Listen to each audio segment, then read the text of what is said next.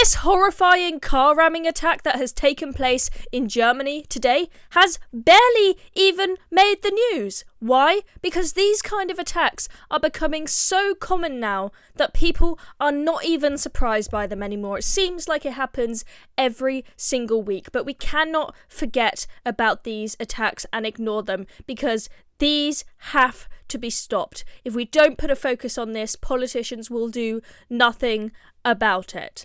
Let's have a look at the Reuters report video on this. It's absolutely horrifying what is going on in Europe.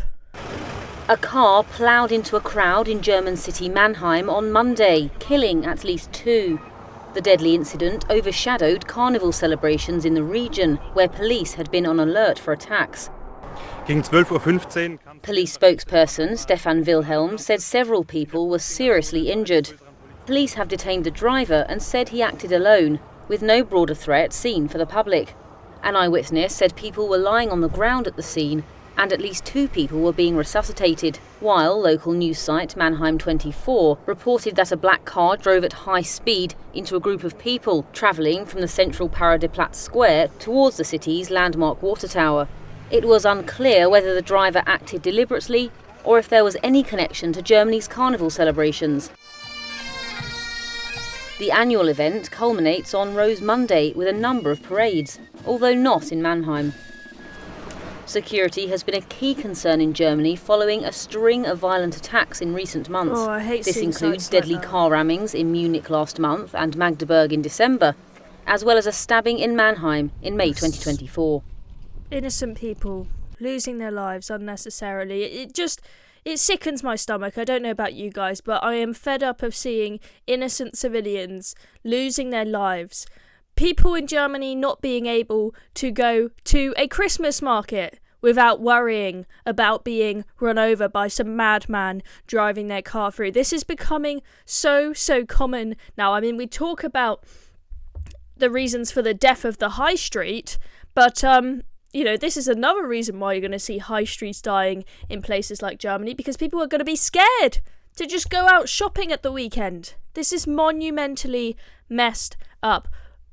I just want to point out the title of the Reuters article: Car Drives into Crowd.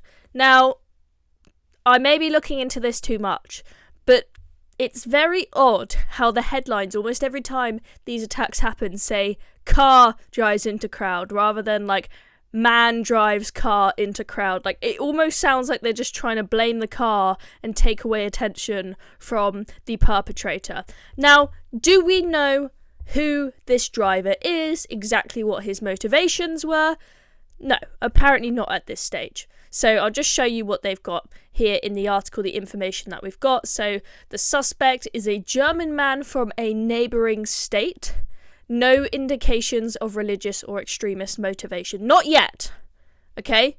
I have my suspicions. I do not know for sure what this guy's motivations are, but who runs a car into a load of people just for the fun of it? Okay, I'm just going to ask you that question. I am absolutely sickened by this. This is the car, you see that one there, the smashed up car. This is apparently the car that drove into crowds of people. We've got 2 people dead, reportedly about 30 people injured, about 15 of them in critical condition. There's poor people just going about their everyday lives, 2 losing their lives, many of them injured. Maybe some of I don't know, but maybe some of them have lost a limb and are going to be disabled for the rest of their lives, and that is just horrifying. These people do not deserve this. Europe has to stop this. Look at Germany and think about, do you want that to happen to Britain? Do you want it to be the case that every week in Britain a bunch of people get killed and injured, being run over by some madman in a car? Okay, we had so many of these attacks going on, and I was also shocked to see this. On the same day as this attack in Germany, we find out that Vienna's main train station has shut down due to an unspecified threat. We're hearing that it was a bomb threat. Okay, it's now being sorted out and the trains are running again, thank God. People haven't lost their lives there. But it just feels like the world is becoming a much more unsafe place in these Western countries that are supposed to be safe places. Okay, so you can't get a train without worrying about being killed. You can't go to the Christmas market. You can't go to the high street anymore without worrying about some madman ending your life when you're just some innocent civilian that has done absolutely nothing wrong. It's absolutely disgusting. And remember, this is only a couple of weeks after this other attack. We had an Afghan asylum seeker was arrested after we had that Cooper Mini was rammed into a bunch of people in Munich. 30 people wounded there. Absolutely disgusting. Those 30 people did not deserve to have that happen to them on that day. And remember, this is the little boy. This is little Andre. He's a 9-year-old boy. And he lost his life just before Christmas. He just wanted to enjoy a lovely German Christmas market. Yet some arsehole, and I will use that word, okay? This guy's a madman, he doesn't deserve to be spoken about in kind words, decided to drive into the crowd at that German Christmas market and end this little boy's life. He didn't get to open his Christmas presents. His family, who were, I'm sure, looking forward to a lovely Christmas dinner with the family, had probably the most miserable Christmas of their entire lives. They weren't enjoying their Christmas dinner and celebrating like the rest of us. They were mourning and crying. Absolutely vile. That boy did not deserve that, and his family did not deserve that. And I do not want to see this happen one more time. My blood is absolutely boiling every time I see one of these stories. And I've now seen that Christmas market attack, at the time we only heard of that little boy dying, but we've now heard that the death toll from that attack has now risen to 6 people.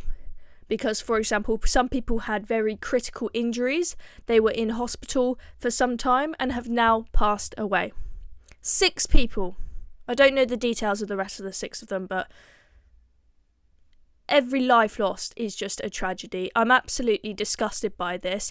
We can't just allow this to go on. It has to stop. I'm fed up of it. When are leaders going to wake up? Look, some of you may have seen the Channel 4 Go Back to Where You Came From documentary that I have been in. And although most of my sympathy is cut out of the show, I felt a heck of a lot of sympathy for the millions and millions of people living in this world who live in absolute poverty, who are in the most heartbreaking situations. It's horrible. And I do think that the vast majority of people coming to Europe are good people, are lovely, kind human beings. Okay? But it just takes one of them, one of these unvetted people, to be a terrorist, to be a radicalised individual. And then you end up with an attack like this. I don't want us putting our countries in danger.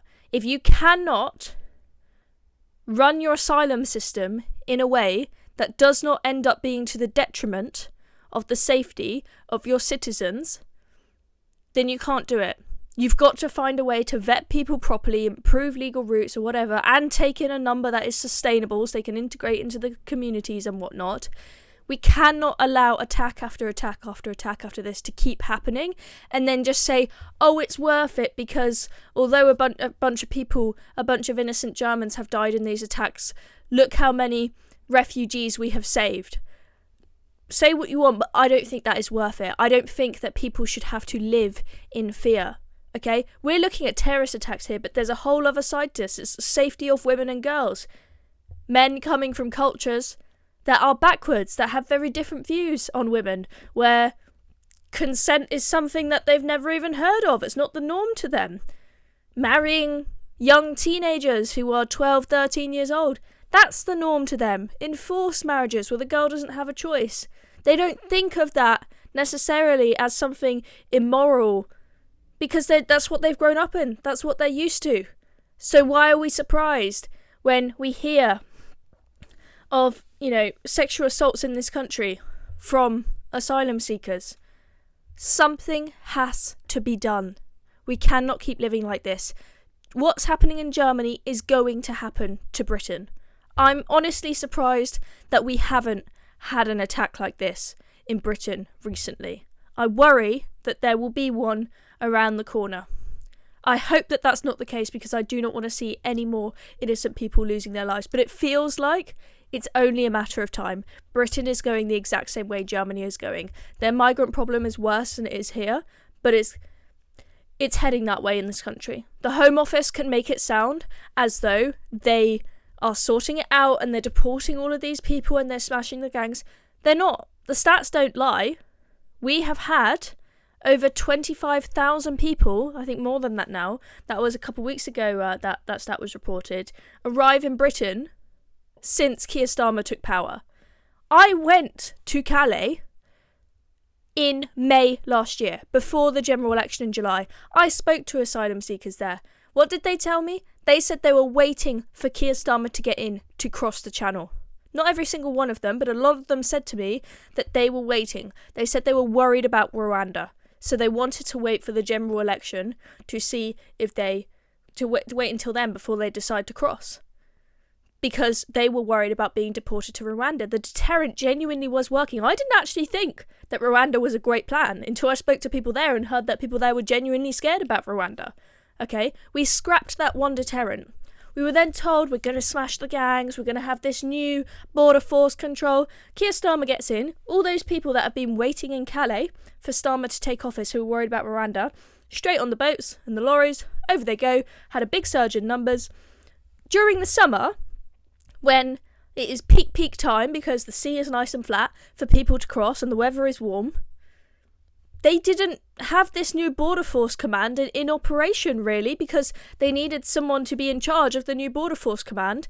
But it took them, so they had one guy, he quit very quickly, and then it took them until in the autumn, I think it might be in October or like late September kind of time, basically after that peak period with the good weather in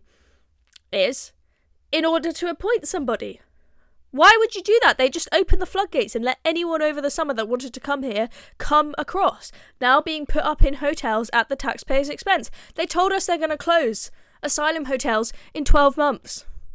They've now changed that. They've rolled back on that promise. They've opened more hotels since they took power, because they haven't done anything to stop the flow of people coming in.